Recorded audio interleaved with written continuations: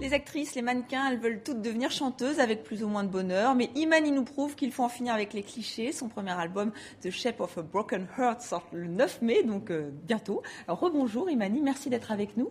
Alors dans une ancienne vie, vous étiez mannequin à New York.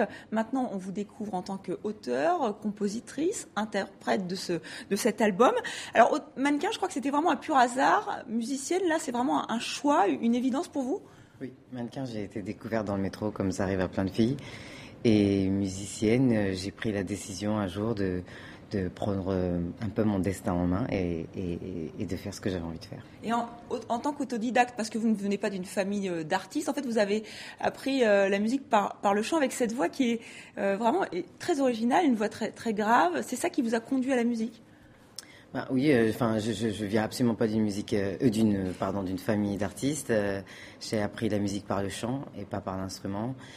Et ma voix, si vous voulez, c'était plus un phénomène pour les autres que pour moi, puisque moi je suis née avec cette voix-là et j'avais cette voix-là quand j'étais petite. Et pour vous dire la vérité, ma mère et mes sœurs, elles ont une voix grave aussi pour des femmes. Donc pour nous, c'est pas extraordinaire. En fait. Voilà. Et mais vous êtes dit, cette voix, ça peut faire la différence, peut-être en tant que chanteuse ou jamais ? Non, jamais. Je chante vraiment pour le plaisir de chanter. Et puis, c'est vraiment la réaction des gens qui m'a fait comprendre que, effectivement, c'était différent des autres. Alors, on va écouter le premier titre, le premier single de cet album, qui va sortir donc le 9 mai. C'est You Will Never Know. On écoute. No, and you will never know. I will never show what I feel. What I need from you, no, you will never know. I will never show what I feel, what I need from you, no, you'll never know, no, you'll never know, no. Scène préférée, premier clip. Alors il y a un petit côté rétro. On pense, alors le son est soul, folk, parce que vous avez tout écrit d'abord avec voix plus guitare. Oui. C'est vous aussi vos tendances, vos affinités, le folk. Le folk, j'aime beaucoup. Moi, j'aime toutes les musiques parce que, comme je vous disais, je viens d'aucun milieu musical particulier, donc ça s'est construit au fur et à mesure des rencontres. Mais le voix guitare, ça a été au départ quelque chose.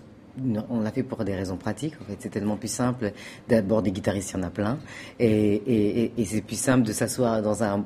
Puisque vous avez commencé dans des bars, dans des petits lieux. Et c'est plus simple pour se déplacer. Et finalement, de toute façon, j'aime beaucoup cet instrument. Et donc, du coup, on a construit on a écrit toutes les chansons avec la guitare d'abord. Et la rencontre déterminante, c'est celle de votre producteur qui est le découvreur d'Ayo. Là aussi, une voix guitare, du folk. Il y a quelques petites ressemblances avec vous. C'était ça qui était le déterminant, qui donne aujourd'hui aussi cet album, cette rencontre ? Ça a été un des éléments déterminants, c'est sûr, parce que il y avait que mon manager et moi au départ, et on n'y connaissait rien. Donc c'est vrai qu'on a bénéficié de son expertise et de son réseau. Et vous êtes retrouvé entouré de musiciens très connus dans le milieu, et c'était pour vous une surprise ? Ou pas ça n'a pas vraiment été une surprise parce qu'en fait, au départ, je savais même pas qui c'était ces gars-là. Moi, je les ai vus comme des musiciens qui étaient forcément plus expérimentés que moi, mais c'est seulement après, quand je disais les noms aux gens, que les gens disaient « Ah tiens, c'est un tel qui a fait la basse ». Alors moi, j'ai pris les choses assez sereinement parce que j'avais pas l'impression de jouer avec le Michael Jackson de la basse tout naturellement. Alors vos textes sont en anglais, vous chantez aussi un peu en comorien parce que vous êtes d'origine comorienne, mais vous êtes française. Hein. Oui. Pourquoi l'anglais ? Pourquoi le comorien ? C'est aussi un retour aussi à vos racines ? Alors pourquoi l'anglais ? Parce que j'ai commencé à écrire mes textes quand j'étais aux États-Unis, que l'anglais est venu le plus naturellement. C'est une langue moins exigeante, plus facile à chanter.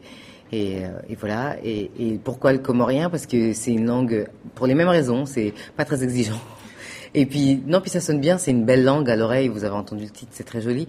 Et puis oui. Et puis mes parents me tannaient tellement pour un titre en comorien qu'on s'est dit pourquoi pas le faire. Mais il y a des titres aussi qui vous ont été inspirés en Afrique. Est-ce que là, vous parlez beaucoup de relations personnelles. Est-ce que l'Afrique, ça vous inspire aussi ?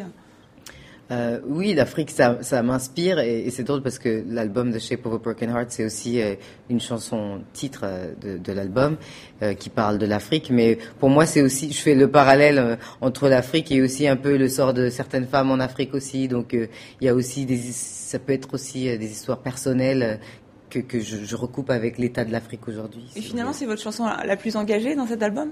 C'est certainement la plus engagée, et puis en même temps, elle ne l'est pas vraiment. C'est un simple constat de ma part. Ça n'engage que moi, d'ailleurs.